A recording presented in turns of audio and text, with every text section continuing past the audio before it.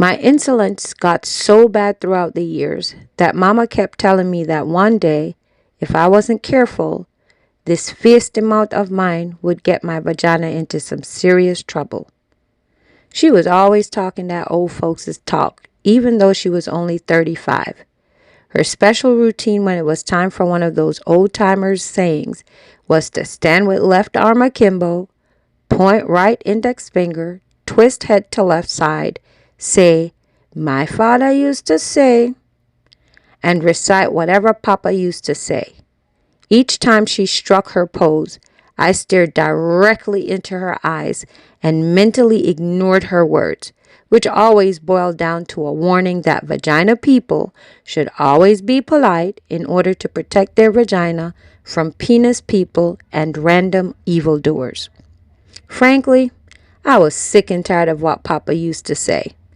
Despite all of his sayings, Mama's vagina had ruined her life, and he was nowhere to be found when she needed to be rescued. Those sayings amounted to naught but a Jamaican immigrant who was a part-time housekeeper with 5 mouths to feed. When strangers asked if I had any brothers and sisters, I thought of how embarrassing it would be to explain why my 35-year-old mother had 4 daughters who were all teenagers and one already out of her teens. I always said yes, rolled my eyes, and stomped away indignantly to avoid follow-up questions. The last time someone asked, I was 17, Charlene 18, Siobhan 19, and Cher 20. Did I realize how rude I was? Yes. Did I care? No. I'd rather be rude than be embarrassed. But according to Mama, there was no excuse for my rudeness, especially to people who were not like us. As she put it, you can't catch more bees with honey. The only redeeming thing about Mama's status was that we only had 2 different fathers, so her vagina was probably still in good shape in case she found a man in America to marry her. Mama's warnings finally started to come true last year after I turned 17. In all of the years since we had arrived in America, at no time did I feel like I belonged. On the streets and on TV, there was always something being said about Jamaicans. Advertisements portrayed Jamaica as paradise, but newscasters and comedy shows portrayed Jamaicans as gangsters, ganja smokers, or workaholics who kept stealing jobs from people who were born in America. Worst of all, to me at least, no matter which country you were really from, if you had dreadlocks or an accent and you were of Negroid descent, you were automatically classified as a Jamaican.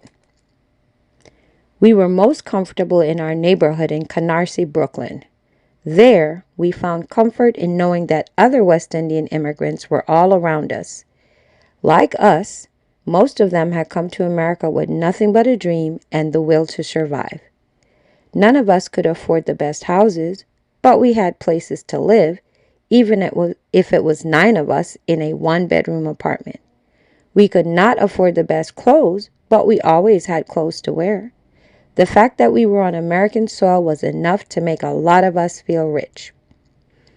Mama drilled it into me and my sisters that one cocoa full basket, which meant that even though we only had a little, over time, our little added together would become a lot.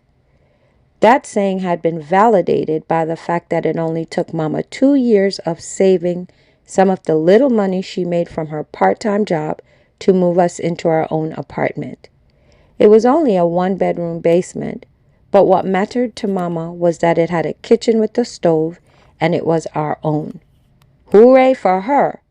But part of my bad attitude came from being cramped in a basement apartment with 4 women and 4 young children. Sometimes I wished Mama would ask why I was rude so I could gladly tell her that it's a result of shame, but she wouldn't understand.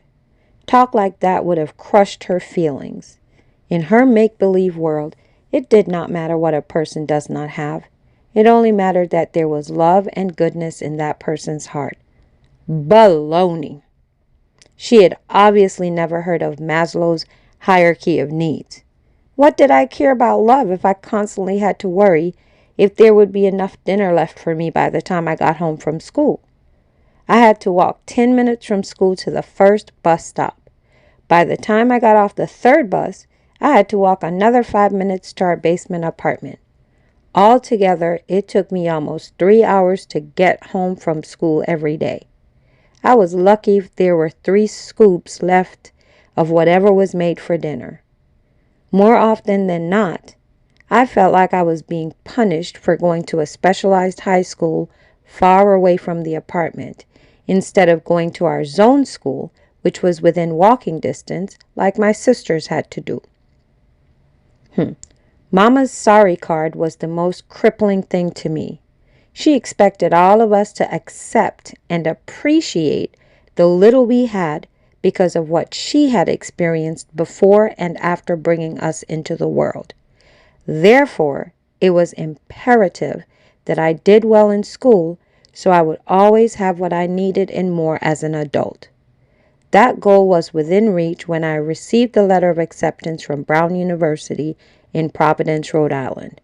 Of course, Mama had to spoil my joy. "Shelley, I don't think it's a good idea for you to go so far from Brooklyn," she said. She sure knew how to put on a good show. Mama had no idea where Providence was. She had never been more than 100 miles away from our neighborhood. When she did venture outside of Canarsie, it was only to attend church and shop in Flatbush, another neighborhood in Brooklyn, and to work in Manhattan. I had never ventured far either, but I was smart, and I knew how to defend myself if anyone tried to mess with me.